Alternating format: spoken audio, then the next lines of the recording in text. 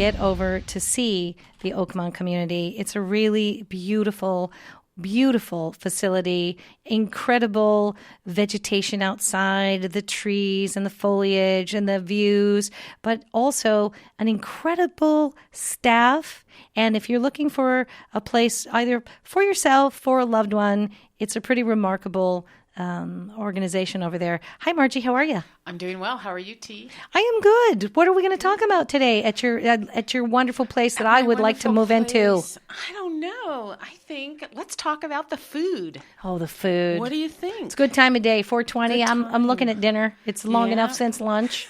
Now, I did get to eat and when I came to take a tour. Oh, okay. And you had the chef and he prepared a lovely lunch.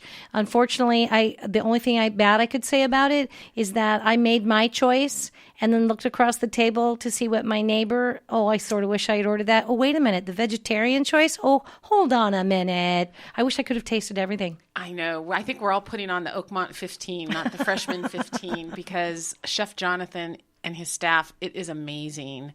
I'm looking back. It's been almost 4 months since we've been open. And, food is, I think, one of the reasons people do move in to a community. Maybe they're not cooking for themselves, or families are bringing meals, or it's just hard to cook for one. So now you have this executive chef and his team preparing, 3 meals a day, and they really are 3-course. So I know I'm putting on the weight. And it is hard to cook for one. Not only is it's a little bit of a weird hardship, it's an inexact science and art that I don't know that food is meant to be made like that. I mean, you can make it and freeze it and all of that, but to actually walk into that kitchen, into that dining room and have choices.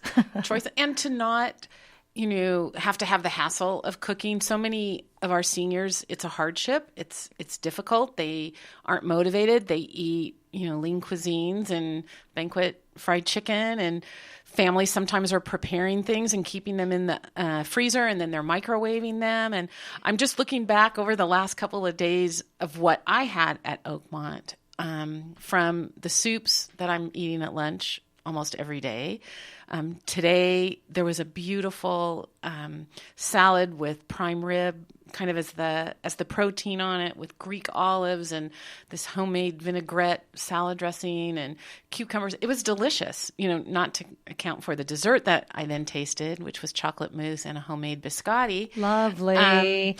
And the choices. So many choices. One of the things I can tell you for myself is that I might go shopping one day and think I'm preparing for what my appetite's going to tell me. And then 2 days later, it's like, yeah, I don't want anything I bought. Yeah. So the idea that you can walk into this fine dining establishment where you live and have all of these choices if you change your mind.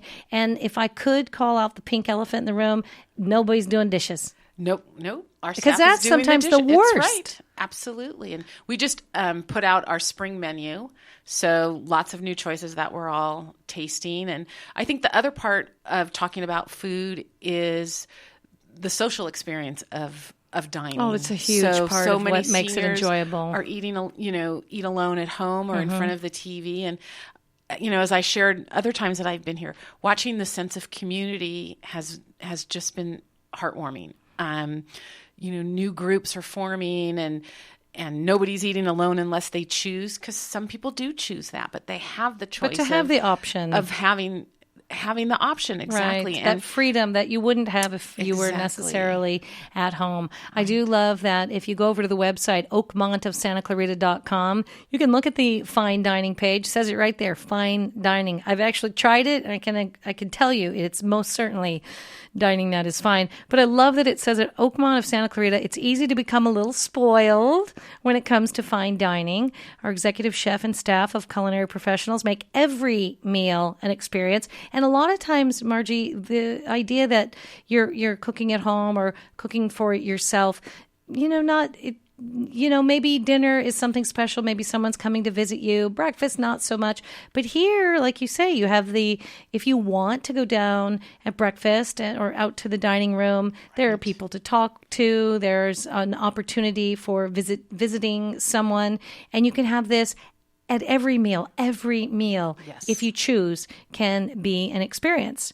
And this culinary staff has been hand-selected from some of the finest culinary schools and fine dining facilities. Does that mean you went into your favorite restaurants and poached the chef? It's like, come on out. I won't say that, but we sure offered opportunity. Love that many took. That's good. There'll be some familiar faces in our dining room. And then not only are they from the finest culinary schools and fine dining facilities, but they've undergone extensive training at Oakmont Senior Living that to work with dietary restrictions or Absolutely. dietary considerations Right. that you're not going to get at a restaurant. No, they and don't like that. That's true. And I think also what really stands out is that our culinary team has been trained to work with seniors. It's a special population, but also to be in tune to, let's say your loved one's diabetic. Our staff is trained to pick up, if they chose to have a big glass of orange juice at breakfast, which always isn't a good choice for someone who's diabetic, to let the dining staff communicate that to the nursing staff, to the caregiving staff. So we're all eyes on all of our residents. Which is good because even at home, you can't always have that level of Right. care because if you have a busy household and people are doing things. So I do like that you have your finger on that pulse and your eye on that dietary prize.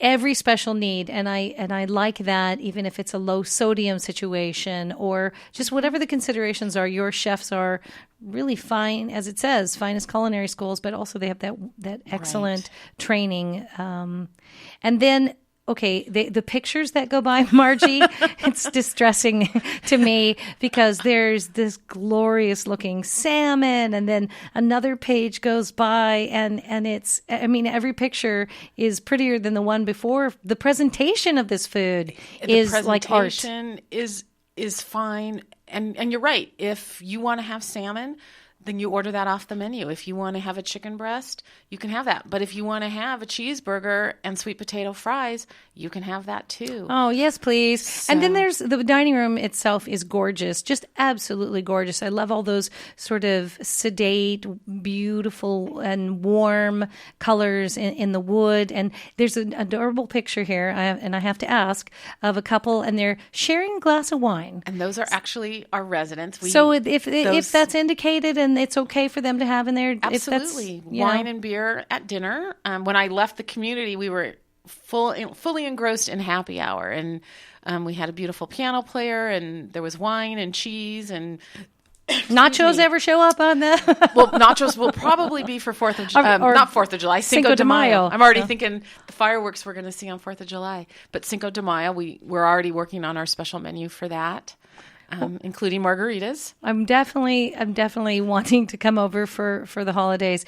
When we come back, Margie, I'd love for you to stay with me so that we could talk a little bit perhaps about some of the upcoming events, speaking of Cinco de Mayo and some other events and issues going on over at Oakmont of Santa Clarita. Again, assisted living and memory care, Oakmont of Santa Clarita. You can learn more if you want to pop over to their website and see those glorious pictures of the meals, oakmontofsantaclarita.com. And we'll be back in just a bit. Let's do